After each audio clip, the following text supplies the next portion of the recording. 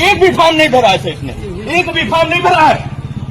लिखो तहरीर लिखो, एक सादा पन्ना लाओ, सादा पन्ना लाओ, तहरीर लिखो। कौन सा थाना है? एक भी काम नहीं किया। क्या है तहरीर लिखो, एक पन्ना लाओ, तहरीर लिखो तत्काल। और उसमें ये भी लिखना कि विभागीय अधिकारी वीडियो इन लोगों के द्वारा कोई सहयोग नहीं किया गया, इसलिए 0। इनके खिलाफ भी, इनके दोनों लोगों के खिलाफ मुकदमा लिखो, लाओ तहरीर लाओ। नहीं, FIR करिए इसमें कोई शक भाई तुम क्या हो, बदनाम रहो ये लाओ। क्यों नहीं हो गए हो, रोजगार सेवक हो तो क्या हो गए हो? क्यों नहीं काम कर रहे हो? लाओ तुम। कहाँ है उनके? जो है सुपरवाइजर है लेखपाल में, ये भेज रहा हूँ तहरीर FIR दर्ज करवाइए। मैं भेज रहा हूँ तुमको, मैं जेल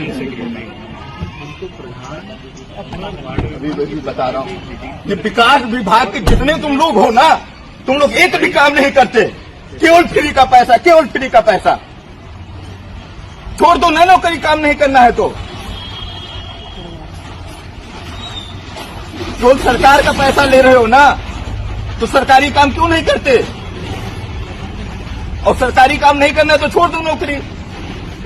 आपने हमारी वीडियो की शुरुआत में जो दृश्य देखा वो इस समय सोशल मीडिया पर तेजी से वायरल हो रहा है। हमने वीडियो की शुरुआत में बताया कि BLO के साथ ऊपरी अधिकारी किस तरह का व्यवहार करते हैं और उन पर कितना मानसिक तनाव होता है। आगे देखिए गुजरात के BLO पर हमारी पूरी स्टोरी।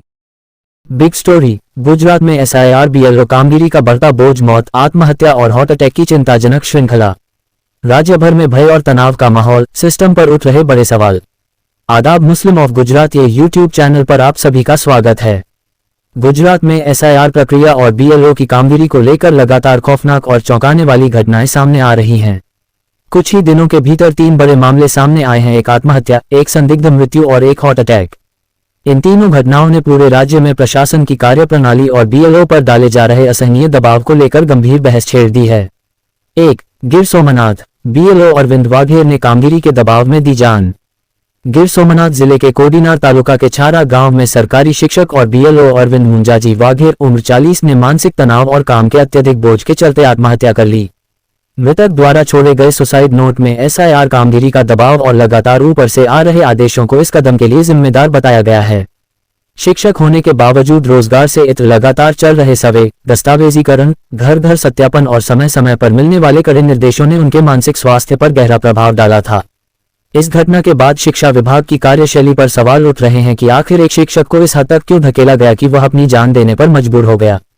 2. कपड़वंज। कामगिरी पूरी कर घर लौटे BLO की संदिग्ध मौत, परिवार ने बताया तनाव। गुजरात के कपड़वंज से भी बेहद दुखद समाचार आया है। यहाँ एक BLO पूरे दिन से कामगिरी करने के बाद घर लौटे और अचानक उनका देहांत हो गया। परिवार का कहना है कि वे पिछले कई दिनों से अत्यधिक मानसिक दबाव में थे। सर्वे का काम समय पर पूरा करने की चिंता में वे ठीक से सो भी नहीं पा रहे थे। लगातार बढ़ते काम और कड़े निर्देशों ने उन्हें पूरी तरह थका दिया था। हालांकि मेडिकल रिपोर्ट का इंतजार है, लेकिन परिवार और स्थानीय लोगों में स्पष्ट तौर पर यह विश्वास है कि यह मौत BLO कामगिरी के तनाव का परिणाम है। 3. अहमदाबाद। BLO फारूक शेख को ड्यूटी के दौरान हार्ट अटैक, अस्पताल में भर्ती। तीसरा मामला अहमदाबाद का है, जहां BLO फारूक शेख SIR प्रक्रिया से जुड़े कार्य कर रहे थे, तभी अचानक उन्हें हार्ट अटैक आ गया। उन्हें तत्काल अस्पताल ले जाया गया, जहां उनका उपचार जारी है। फारूक शेख लगातार कई दिनों से लंबी ड्यूटी कर रहे थे। परिवार के अनुसार रोज सुबह से देर रात तक का कार्य, बार बार आने वाले नई लिस्ट और अपडेट्स, बिना आराम किए घर घर दस्तावेज जांच, इन सब के कारण उनका स्वास्थ्य लगातार बिगड़ता जा रहा था।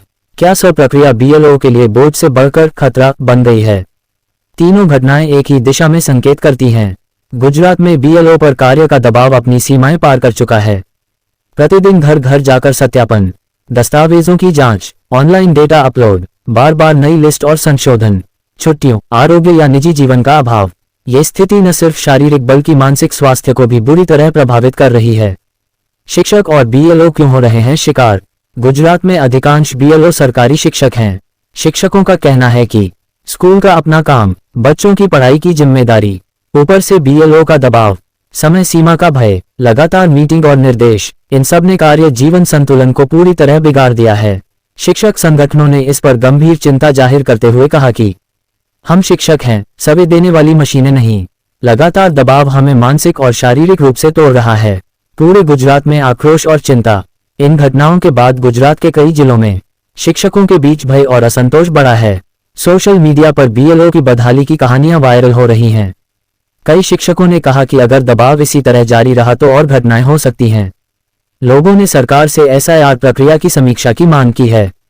सरकार और विभाग के लिए बड़े सवाल, बीएलओ पर इतना बोझ क्यों डाला जा रहा है? क्या मानसिक स्वास्थ्य सुरक्षा के लिए कोई व्यवस्था है? क्या एसआईआर प्रक्रिया को बिना योजना के लागू किया गया है? क्या शिक्षक बीएलओ के रूप में काम करने के लिए मजबूर हैं? क्या सरकार इस बढ़ती त्रासदी पर कोई कदम उठाएगी? निष्कर्ष, सिस्टम की त्रुटियां जानलेवा बन रही हैं। कुछ ही दिनों में एक आत्महत्या, एक मौत और एक हार्ट अटैक, ये सिर्फ घटनाएं नहीं, सिस्टम की विफलता का आईना है। अगर अब भी सरकार और विभाग नहीं जागे तो ये संकट और गहरा सकता है। તે બીએલઓની કામગીરી કરતા હતા, કામનું પ્રેશર વધારે હતું, ત્યાં અહીંયા અમારા ઘરે નેટવર્કનું પ્રોબ્લેમ હતો તો તે દૂર જઈને બીએલઓની કામગીરીનું કામ કરતા હતા મોડી રાત સુધી। તે રાત 7 વાગે 6:30 7 વાગે ઘેર આવ્યા, પછી ફ્રેશ થયા, પછી તો એક થોડી વાર બેસ્યા, ચા પીધું, ખાધું તો નહોતું। પહેલા 5 વાગે ઉઠવાની ટેવ હતી એમને, પણ એ આજે સવારે 5 વાગે ઉઠ્યા નહીં। એટલે ઘરના વ્યક્તિએ તપાસ કરી, તપાસ કરતા જણાવ્યું કે સવારે ઉઠતા નહોતા, એટલે અમે પ્રાઇવેટ ગાડી મારફતે એમને દવાખાને લઈ ગયા। ત્યાં આગળ દવાખાને ડૉક્ટરને તૈયારી બોલાયા ઇમરજન્સી। ડૉક્ટર ત્યાં આવ્યા, ચેકઅપ કર્યું, રૂટીન જોયું તો ત્યાં આગળ ડૉક્ટરે એમને મૃત જાહેર કર્યા। એટલે આ બીએલઓની કામગીરીના સતત પ્રેશરના લીધે આ બન્યું હોય એવું લાગી શકે।